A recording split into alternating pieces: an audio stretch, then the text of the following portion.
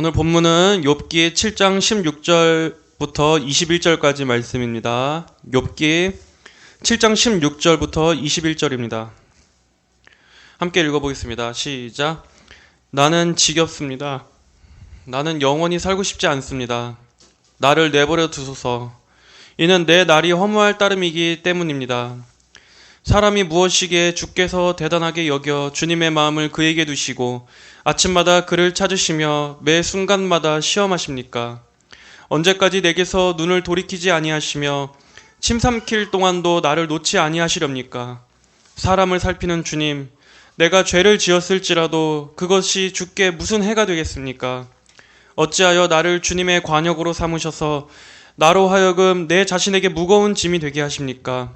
어찌하여 주께서는 내 잘못을 용서하지 않으시고 내 죄악을 제거하여 주시지 아니하시는 것입니까? 이제 내가 흙에 눕게 되었으니 주께서 나를 찾으셔도 내가 없을 것입니다. 아멘. 오늘의 설교의 제목은 고난이 주를 찾게 한다입니다. 고난이 주를 찾게 한다. 하지만 역설적이게도 오늘 본문에서는 욥이 하나님께 소망을 두고 믿음으로 기도했다거나 하나님께서 고난 중에 있는 욥에게 나타나셔서 은혜롭게 응답해 주셨다는 내용은 찾아볼 수가 없습니다. 오히려 깊은 고통의 심연 가운데에서 절망과 탄식 속에서 비관하는 한 사람의 독백이 있을 뿐입니다. 우리는 유명한 욥기의 이 내용을 잘 알고 있습니다. 욥은 하나님을 경외하던 사람이었지만 갑작스럽게 닥친 이 겹겹의 재난이 의인이었던 욥을 덮칩니다. 물론 우리는 그 이후의 배경을 압니다. 마귀가 욥을 넘어뜨리고자 그의 믿음의 진실성을 의심하며 하나님께 그를 참소했기 때문입니다. 하나님께서는 마귀의 시험을 허용하셨습니다. 하나님의 허용하신 말에 마귀는 그의 모든 소유를 빼앗았습니다. 욥이 갖고 있던 그의 모든 재산과 가축들을 몰살시키고 사랑하는 욥의 자녀들을 목숨까지 다 빼앗았던 것입니다. 하지만 욥은 하나님을 원망하지 않고 자신의 믿음을 고백합니다. 1장 20절 이하에 욥이 일어나 자기 겉옷을 찢고 자기 머리를 깎고 땅에 엎드려 경배하며 말하기를 내가 맨몸으로 모태에서 나왔으니 맨몸으로 그곳으로 돌아갈 것입니다. 주신 분도 여호와시며 가져가신 분도 여호와시니 여호와의 이름이 찬양을 받으소서 하였다. 이 모든 일에 욥이 죄를 짓지 않았으며 어리석게 하나님을 원망하지도 않았다. 그리고 이어지는 내용은 우리가 잘 알다시피 욥의 세 친구가 욥을 위로하기 위해서 찾아오는 내용이 이어집니다. 하지만 그들의 위로는 비록 그것이 입바른 말이기는 했지만 욥에게 힘이 되어주지는 못합니다. 오히려 욥의 쓰린 고통을 후벼 파는 원인만 제공합니다. 욥기의 독특한 점은 모든 고난은 죄에서 온다라고 하는 단순 공식이 성립하지 않는다는 점입니다. 오히려 하나님을 신실하게 따랐던 의인에게도 알 수 없는 고난이 닥칠 수 있다는 사실을 욥기는 우리에게 보여주고 있습니다. 그리고 그 모든 이해할 수 없는 상황 가운데서도 우리는 과연 하나님을 신뢰할 수 있는가? 그럼에도 하나님께서는 온 세상을 다스리시는 선하신 주권자이심을 우리가 믿을 수 있는가? 하는 깊이 있는 주제를 다루고 있는 것이 바로 욥기입니다. 이러한 배경 속에서 오늘 본문인 7장은 고통 중에 있는 욥의 독백이 기록되어 있습니다. 7장 11절에서 욥은 말합니다. 그러므로 내가 내 입을 다물지 않고 내 영의 고통 때문에 말하며 내 혼의 쓰라림 때문에 탄식합니다. 이 고통은 욥으로 하여금 탄식하게 했습니다. 저는 오늘 이 탄식에 대해서 생각해 보려고 합니다. 세상에는 많은 탄식이 있습니다. 오늘도 밤낮 없이 이 세상에는 수많은 사람들의 탄식 소리가 들려옵니다. 각자 저마다 무거운 삶의 짐과 마음의 짐으로 인해서 오늘 밤도 잠을 못 이루고 침상에서 내뱉는 수많은 사람들의 탄식이 이 세상엔 가득합니다.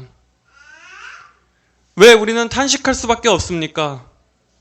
어째서 인생은 늘 이런 탄식과 한숨과 눈물로 채워질 수밖에 없는 것입니까? 의인은 늘 그 길이 평탄하며 악인은 바람에 흩날리는 겨와 같이 그의 모든 토대가 흔적도 없이 사라질 것이라고 우리는 배웠습니다. 하지만 우리가 바라보는 현실은 어떻습니까? 악인이나 의인이나 우리의 인생에는 이 두 부류 다 무거운 삶의 짐을 짊어지고 살아가기는 매 한 가지입니다. 그래서 전도서 9장 2절에서는 이렇게 말씀하고 있는지 모릅니다. 모든 사람에게 똑같은 일이 닥치니 의인이나 악인이나 착한 자나 깨끗한 자나 불결한 자나 제사를 드리는 자나 선인이나 죄인이나 맹세하는 자나 맹세하기를 두려워하는 자가 똑같다. 모든 사람에게 똑같은 일이 닥치니 이것은 해 아래에서 일어나는 모든 것 중에 악한 것이다. 사람의 마음은 악으로 가득 차서 평생에 미친 마음을 품고 있다가 결국 죽은 사람들에게 가고 만다. 예수님을 믿으면 모든 일이 만사 형통이라고 하는 말은 거짓입니다. 오히려 신앙생활을 해도 우리의 현실에는 여전히 눈물 흘릴 일이 많습니다. 여전히 탄식할 일이 많이 있습니다. 하나님께서는 하나님을 경외하는 성도들의 삶에 갖가지 작은 가시들을 두시기 때문입니다. 그것들을 통해서 우리가 이 땅에서 편안함을 느끼고 이 자리에 안주하지 않도록 하기 위해서 하나님께서는 성도들에게 가시를 허락하시는 것입니다. 우리가 세상의 안락함에 잠들려고 할 때마다 그 가시가 따끔따끔 우리를 찔러서 우리가 태만해지고 느슨해지지 못하도록, 우리가 기도의 자리를 떠나지 못하도록 성화의 도구로서 역할을 하는 것입니다. 하지만 우리는 오히려 그것으로 인해서 하나님 앞에 탄식으로 나올 수 있습니다.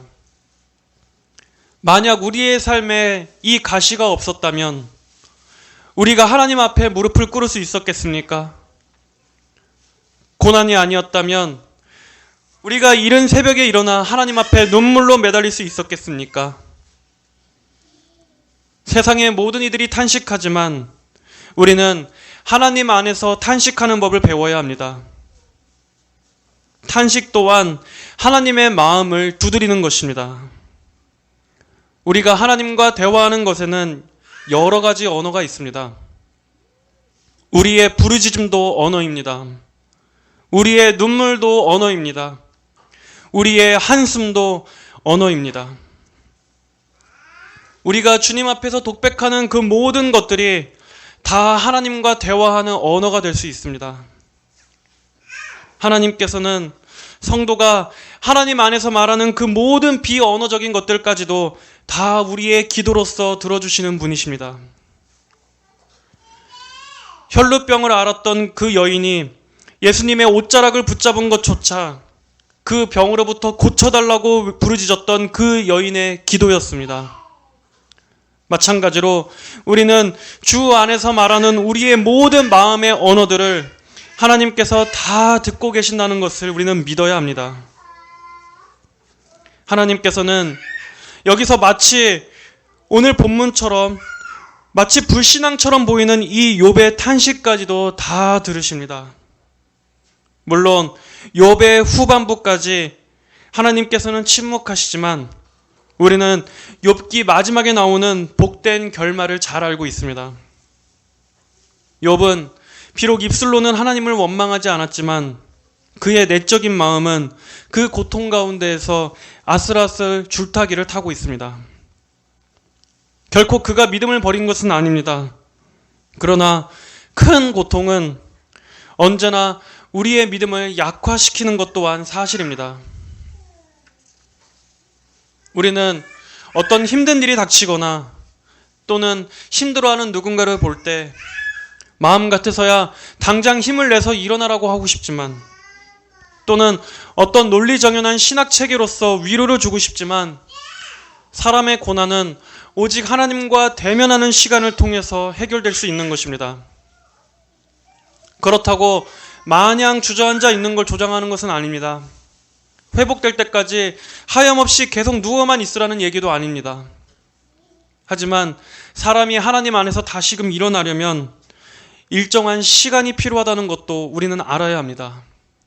그가 그 시간을 통해서 하나님께서 그를 깊이 만나주시는 그 시간이 영혼의 회복에 필요하다는 것도 우리는 알아야 합니다. 인간이란 존재는 그런 존재라는 것을 우리는 알아야 합니다.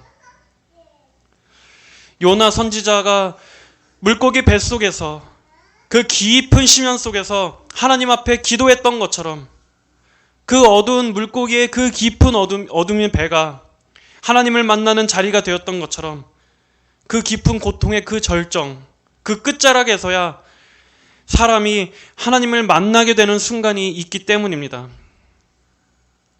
우리는 바로 그런 때 하나님을 만나게 됩니다. 인생의 허무함을 관조하게 되는 순간입니다. 그럴 때 그는 느낍니다. 내 삶이 절대적으로 하나님의 손에 있구나.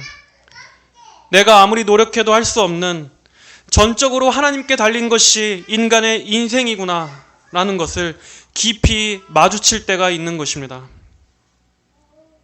우리는 고난을 통해서 하나님을 진실하게 만날 수 있습니다. 고난이 있기 전에는 하나님을 찾고자 하는 마음이 안 듭니다. 하지만 고난은 우리의 무릎을 꿇립니다. 오직 하나님만 날 도와주실 수 있다는 생각을 인간은 비로소 고난의 때에서야 붙잡게 되는 것입니다. 우리는 오늘 이 시간 기도해야 하겠습니다. 우리의 탄식이든 우리의 고통이든 다 하나님 앞에 가지고 나아가서 하나님께 살려달라고, 우리의 아픈 곳을 고쳐달라고, 우리의 마음의 병을 고쳐달라고 기도합시다. 우리의 탄식을 하나님께서는 들으십니다. 설령 그것이 원망 섞인 애통함이라 할지라도 하나님 앞에 우리는 솔직하게 기도합시다.